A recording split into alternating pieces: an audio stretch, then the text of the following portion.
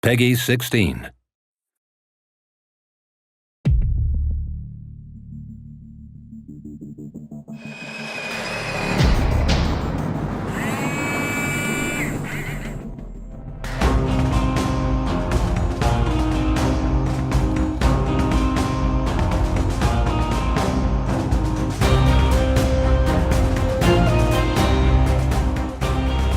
Hello and welcome to a new developer diary about our next DLC, Arma 3 Tanks.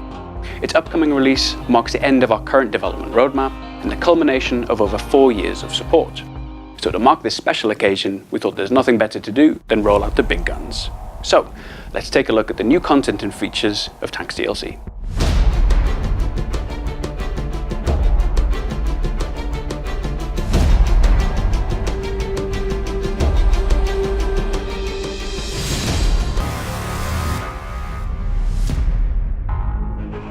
Although infantry gameplay is definitely the backbone of our sandbox, I think at heart Arma's really been about that full combined arms package. Thanks to the support of our players, we've had the opportunity to really double down on our vehicle gameplay through free platform updates and our DLCs. We've always tried to introduce entirely new vehicle classes too. Our goal is to create a greater diversity of gameplay opportunities. And now it's time to upgrade our armored ground vehicle experience. And of course, that includes one of the most iconic pieces of modern military hardware, tanks.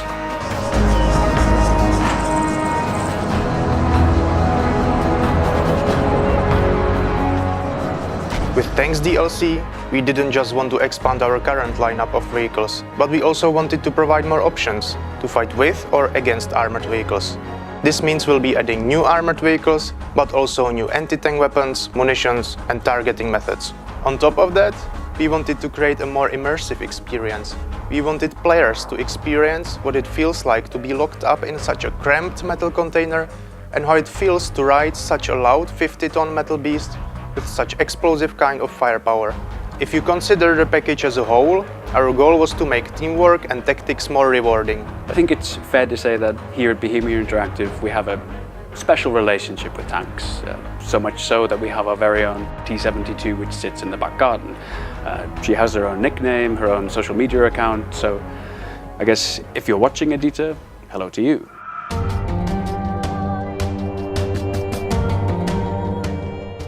Just like our DLC strategy so far, Arma 3 Tanks DLC delivers premium content, but there is also a free massive platform update which you get whether you own the package or not.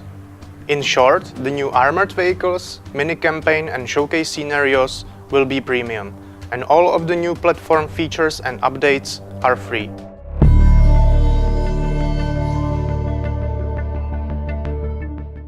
The real meat of this DLC are the 3 new armoured vehicles. So that includes a main battle tank, an armoured weapons carrier, and a wheeled armoured vehicle, which is known as a tank destroyer. So each of these vehicles come in several splendid variants, which can be used to serve different needs. But of course, they're all available in different paint jobs and liveries. Also, our players are able to customize them with additional armour and camouflage nets. This DLC's most powerful and real tanks tank is the T-140 Angara main battle tank. The Angara is a licensed variant of an original Russian design, and it's used by Arma 3 CSAT faction. It's built to deliver maximum destruction, while also providing the best kind of protection to its crew. The Angara's primary weapon is a new 125mm cannon, which can fire 3 different kinds of ammunition and has a longer effective range compared to the cannon on most Western tanks. Secondary weapons are a 7.62mm coaxial machine gun and a 12.7mm heavy machine gun. Aside from the regular T-140, the Angara also comes in the T-140K Commander variant. This version replaces the heavy machine gun for a 30mm autocannon and is equipped with sensors to share target data with the rest of the platoon and company leadership. Despite its size, it's only slightly heavier than the T-100, which makes it faster and more agile than the heavier Western tanks like the Slammer. They often say that the best anti-tank weapon on the battlefield is another tank, and that certainly applies to the T-140. This is a steel monster on steroids. The AWC Nix, it's maybe not the first thing that comes to mind when you think about tanks. Compared to the Angara, it looks almost, well, cute, but make no mistake, this little guy packs a big punch. Originally of German engineering descent, the Nix was licensed and modified by the AAF faction. It comes in 4 distinct variants. Each variant has an armored jacket that's able to withstand 7.62 ammunition. The Nix's AT variant, the 301, this is equipped with medium-range, infrared, fire and forget anti-tank missiles. The missiles can either be assigned a direct attack or top-down flight profile to target the weakest parts of enemy armor. Its main weapon is complemented by a 12.7mm heavy machine gun. The AA variant, the 302, this carries 4 missiles that have a range of several kilometers. It also has a 12.7mm heavy machine gun, and this helps assist against aerial targets or to defend itself against ground threats. The Recon variant, the 303, it's unarmed, but it has a radar and sensors, as well as an onboard laser designator. This means it's able to share target data with other ground or aerial units via the data link feature, and that's something that we introduced in a platform update in Jets DLC. Lastly, the 304, the autocannon variant, this is equipped with a 20mm dual-feed autocannon and a secondary 7.62 machine gun. The 304 is chiefly meant to be used against light armor and enemy infantry.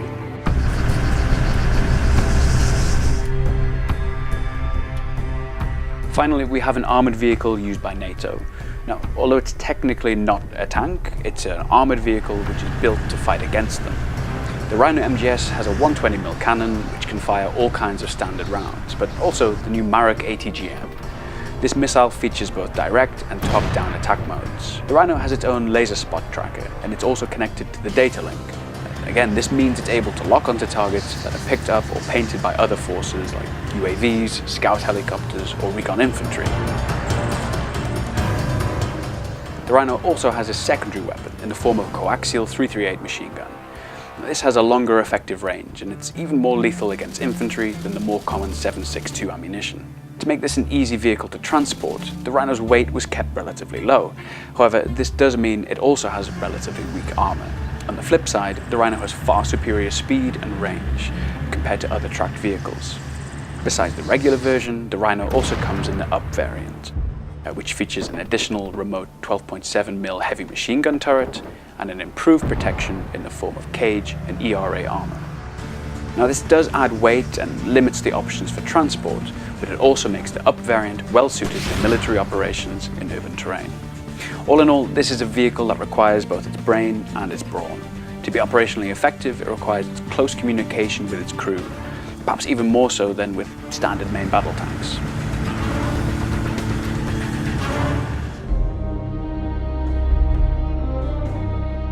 For the players who are interested in single-player content, Tanks DLC also includes a mini-campaign.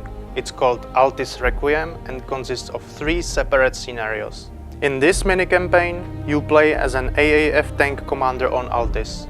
You essentially experience the opposite perspective of the NATO offensive in Arma 3's vanilla The East Wind campaign. At first, you get to command the new Nix to fight against FIA. Later, you are given the opportunity to use the Angara main battle tank to fight against both FIA and NATO.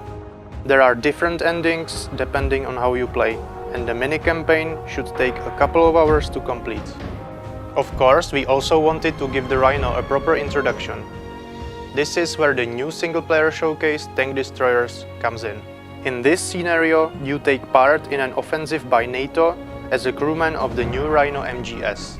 This vehicle has a similar firepower to a main battle tank, but it's much more vulnerable. That means you need to adopt new tactics, which make use of the Rhino's speed and agility. You'll also get to make good use of the new Maruk missile, which you'll get as an effective instrument against moving targets. Overall, it makes for a fun showcase of the Tank Destroyer. Tanks DLC also brings along with it a major platform update, and that means new features and new content for everyone that owns Arma 3.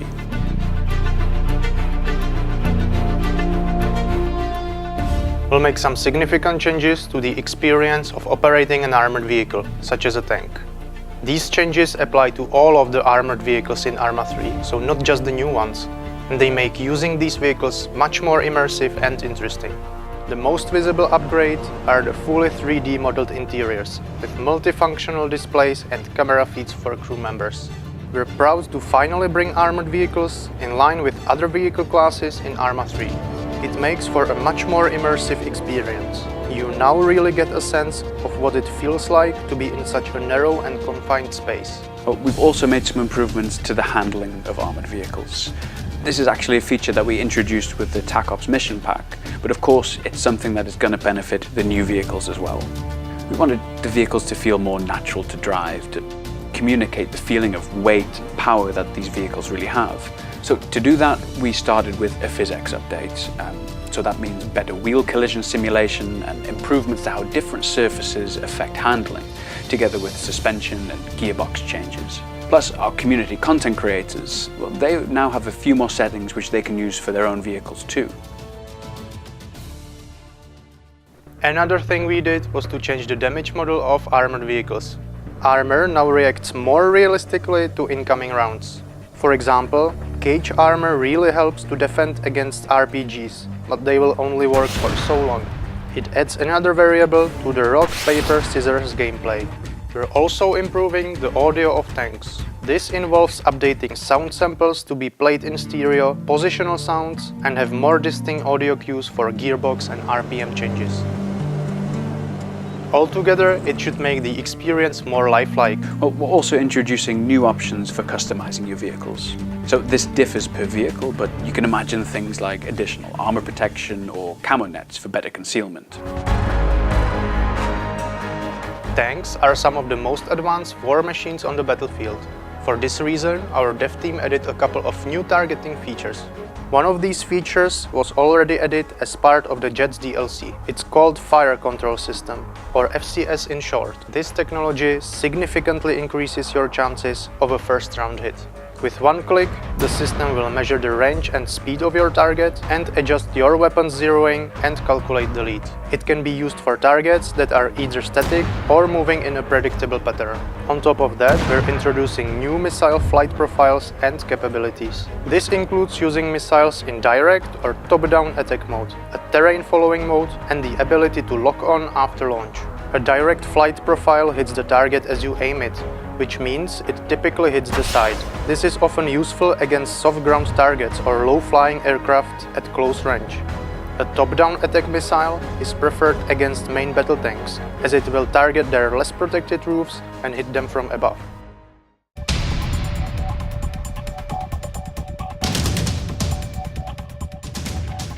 The platform update also adds new AntiTank Launchers, along with a few AT variants of existing vehicles, like the ones from the Apex expansion. We have two new rocket launchers that can be used to take down tanks. First up, there's CSAT's Verona. This is a manually guided missile launcher, and that means you can adjust its trajectory and target after firing.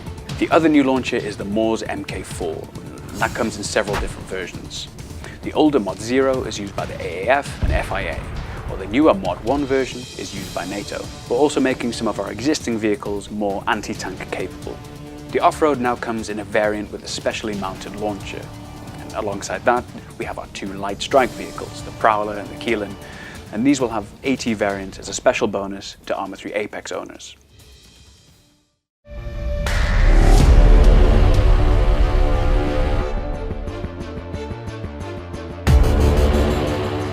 Our playable content team went the extra mile and created multiplayer mode called the Vanguard.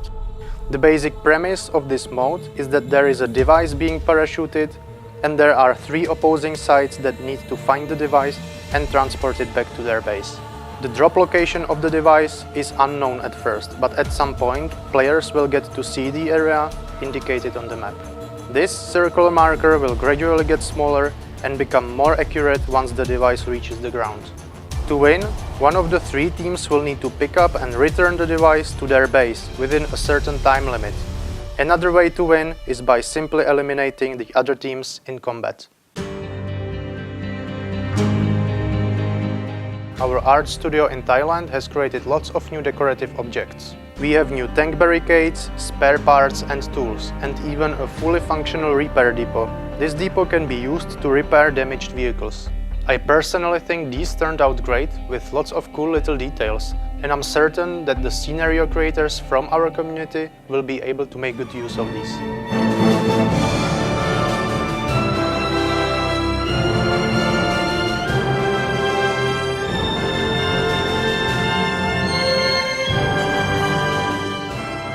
As you can see, Tanks DLC is shaping up to bring some splendid new gameplay to Arma 3. And it's been an epic journey getting here, more than 4 years since its original release back in September 2013. After more than 78 main branch game updates and 9 DLC packs including 1 major expansion, Arma 3 is now a very different animal. And we can't wait to get Tanks DLC into your hands very soon. So we hope you've enjoyed this video. Thanks for watching, and bye for now.